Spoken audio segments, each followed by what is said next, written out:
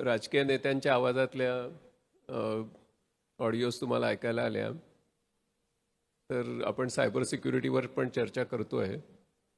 तर फक्त 30 सेकंदाचं तुमच्या आईचं सॅम्पल जर घेतलं आवाजाचं, फोनवर बोलण्याचं, तर वडिलांशी एक कॉन्व्हर्सेशन होऊ शकतं की मी आत्ता खूप अडचणीत आहे आणि 1,00,000 रुपये ताबडतोब पाठवा.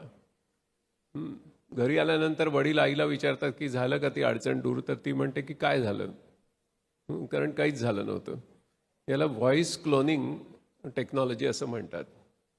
तर असे बरेचसे दुरुपयोग आहेत. आणि चोरमारे सरांनी रोजगाराविषयी आणि बेरोजगारीची चिंता किंवा बेरोजगारीची कुऱ्हाड कोसळेल का असाही एक प्रश्न विचारला. त्याच्याबद्दल विद्यार्थी वर्गाला खूप स्पष्टता असण्याची गरज आहे. तर एक पहिली गोष्ट अशी आहे की AI हा जॉब किलर नाही आहे. AI हा जॉब कॅटेगरी किलर आहे. म्हणजे काय, तर ज्यावेळी रिक्षा येतात ना त्यावेळेला टांगेवाले बेरोजगार होतात. ती जॉब कॅटेगरी किल होते, पण नवी एक जॉब कॅटेगरी तयार होते आणि टांग्यांपेक्षा जास्त रिक्षा लागतात हे आपल्याला माहिती आहे. आता 2024 हे वर्ष संपता संपता मॅकेन्झी ग्लोबलचा याच्यासंबंधी एक अतिशय दिशादर्शक असा रिपोर्ट आपल्याला प्राप्त झाला आहे आणि तुमच्या भविष्यकाळासाठी तो महत्त्वाचा आहे. तो रिपोर्ट काय म्हणतो की 2030 सालापर्यंत आर्टिफिशियल इंटेलिजन्समुळे, कृत्रिम बुद्धिमत्तेमुळे 8.5 कोटी जॉब्स जगातले प्रभावित होतील. प्रभावित होतील म्हणजे काय, ते सगळे नामशेष होतील असं नाही, तर त्यांच्या स्वरूपामध्ये बदल होत जाईल. काही कॅटेगरीज त्यातल्या किल होतील. म्हणजे जर कॅल्क्युलेटरचा शोध लागला तर हाताने आकडेमोड करणाऱ्या लोकांना काम उरत नाही, ही गोष्ट खरी आहे. तर 8.5 कोटी जॉब्स हे प्रभावित होतील. पण त्या रिपोर्टमध्ये पुढे काय दर्शवलं आहे, तर 2030 सालापर्यंत कृत्रिम बुद्धिमत्तेमुळे 13.5 कोटी नवे जॉब्स तयार होतील. हे आपण लक्षात घेतलं पाहिजे. आता हे जॉब्स कसे असतील, तर विशेषतः आता डेटा सायन्स हा जो शब्द आहे हा फक्त इंजिनिअरिंगच्या लोकांनी शिकण्याचा विषय राहिलेला नाही. Data is everywhere. त्याच्यामुळे तुम्ही आर्ट्सला असा, कॉमर्सला असा, सायन्सला असा, इंजिनिअरिंगला असा, फार्मसी कुठेही गेलात तरी आता, किंवा मॅनेजमेंट, तर तुम्ही डेटा सायन्सचा अभ्यास करत राहणं हे आवश्यक आहे, कारण त्याच्यामधून हे जॉब्स खूप मोठ्या प्रमाणात तयार होतील. आता जॉब स्किल का होतात ते पण समजून घेतलं पाहिजे. तर याच्यासंबंधी युval हरारी म्हणून जे तत्त्वज्ञ इतिहासकार आहेत, त्यांनी एक फार महत्त्वाचं वाक्य उच्चारलं. ते असं म्हणाले की औद्योगिक क्रांतीने जसा एक वर्किंग क्लास निर्माण केला, तसंच AIच्या क्रांतीमुळे एक अनवर्किंग क्लासला जन्म मिळेल. म्हणजे बेदखल होणाऱ्या लोकांची एक संख्या जगामध्ये वाढत जाईल. ते नुसते बेरोजगार राहणार नाहीत, अनवर्किंग. असं का होईल ह्याचा जर आपण विचार केला तर असं होऊ नये याची रेसिपी आपल्याला सापडते. असं का होईल, तर आपण आत्ता जर जगाकडे बघितलं तर जगातले 90% लोक हे जवळजवळ त्यांची 90% आधुनिक कामं करत असताना 90% अंगभूत मानवी क्षमतांचा उपयोगच करत नाही आहेत. ती यंत्रांसारखी वागता आहेत. आणि जर तुम्ही यंत्रांसारखे वागाल तर यंत्र तुमचा पराभव नक्की करेल. म्हणजे काय, तर एखादी कॉल सेंटरवरची आपली भगिनी आपल्याशी जेव्हा फोन करते त्यावेळी ती इतकी यांत्रिक पद्धतीने बोलते की ती यंत्र बोलतेय म्हणजे रोबो बोलतेय का म्हणजे ती माणूस बोलते हे कळत नाही. ही सध्याची समस्या आहे. आपण सगळे एकमेकांशी व्यवहार करताना SOP प्रमाणे व्यवहार करू लागलो आहोत. आपलं SOP करण झालंय. म्हणजे काय, स्टँडर्ड ऑपरेटिंग प्रोसिजर. आपण सगळे यंत्रांसारखे वागतो आहोत. आपले शिक्षक वर्गात आल्यानंतर बहुसंख्य शिक्षक यंत्रासारखं शिकवतात की जी माहिती आधीच आपल्याकडे उपलब्ध आहे. आपल्या परीक्षा जर आपण बघितल्या तर त्या यंत्रवत झाल्या आहेत. म्हणजे काय, तर त्या प्रेडिक्टेबल एक्झाम्स झाल्या आहेत. म्हणजे काय, तर अपेक्षित प्रश्नांना अपेक्षित वेळात अपेक्षित उत्तरं दिली असता अनपेक्षितरित्या जास्त मार्क मिळतात असं सगळ्यांनाच माहिती आहे. आता अशा प्रकारच्या परीक्षांमधून पास होणाऱ्या विद्यार्थ्यांना एआयच्या काळामध्ये अजिबात नोकरी मिळणार नाही. तर अनपेक्षित प्रश्नांना अनपेक्षितरित्या कमी वेळात अनपेक्षितरित्या कल्पक उत्तरं ही देणाऱ्या विद्यार्थ्यांना आता जॉब मिळणार आहेत. म्हणजे आता आपल्याला केवळ इंजिनिअरिंग कॉलेजला जाऊन चालणार नाही, आता आपल्याला इमॅजिनिअरिंग कॉलेजला जायला पाहिजे, इतकी आत्ता गरज आहे. म्हणजे आपण माणसं झालो पाहिजेत आणि माणसांना ज्या विलक्षण क्षमता लाभलेल्या आहेत त्यांचा परिपोष आता आपल्याला आपल्या शिक्षणातून कळावं लागेल. आमची शाळा जी आहे ती बंदी शाळा झाली आहे, ती संधी शाळा करावी लागणार आहे.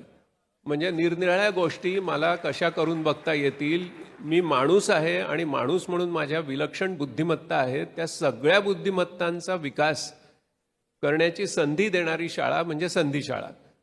मग आता माणसांच्या कुठल्या कुठल्या बुद्धिमत्ता आहेत की ज्या यंत्राकडे अजिबात नाही आहेत आणि असणार नाही आहेत, याचं गणिती सिद्धता आपल्याकडे उपलब्ध आहे. म्हणजे मी एक आजच्या काळातली तांत्रिक अक्षमता म्हणून बघू नका, तर दीर्घकालीन यांत्रिक अशक्यता म्हणून त्याच्याकडे बघितलं पाहिजे की त्या गोष्टी अशक्य आहेत यंत्राला करणं.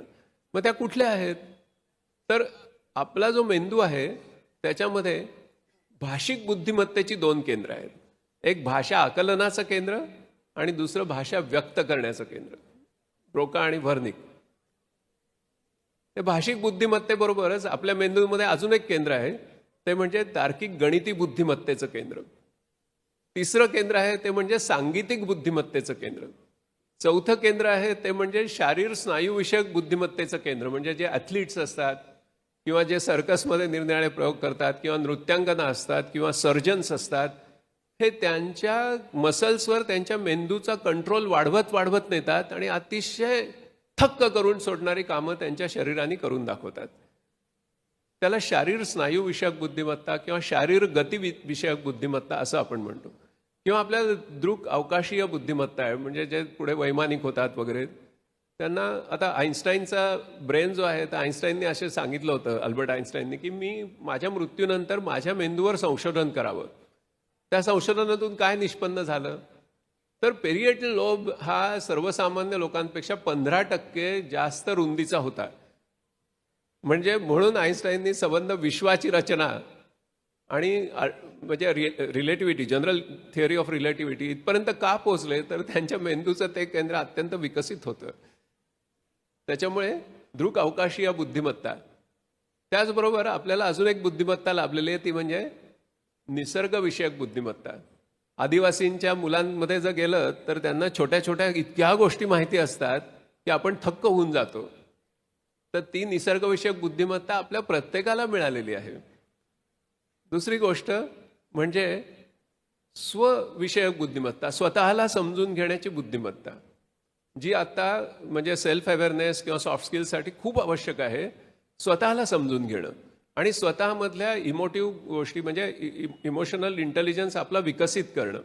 आत्ता गेल्या वर्षीचा अमेरिकेतला अहवाल आहे की ज्या एकंदर लोकांच्या नोकऱ्या गेल्या त्यापैकी 11% फक्त लोकांच्या नोकऱ्या त्यांना तांत्रिक माहिती कमी होती, तांत्रिक कौशल्य कमी होती म्हणून गेल्या. एकूण 90% लोकांच्या नोकऱ्या ह्या ते चांगले टीम प्लेयर्स नव्हते, त्यांना इतरांबरोबर सहकार्य करता आलं नाही किंवा त्यांच्याकडे एखादा प्रश्न सोडवत जाण्याची चिकाटी नव्हती म्हणून त्यांच्या नोकऱ्या गेल्या, एकूण 90% लोकांच्या.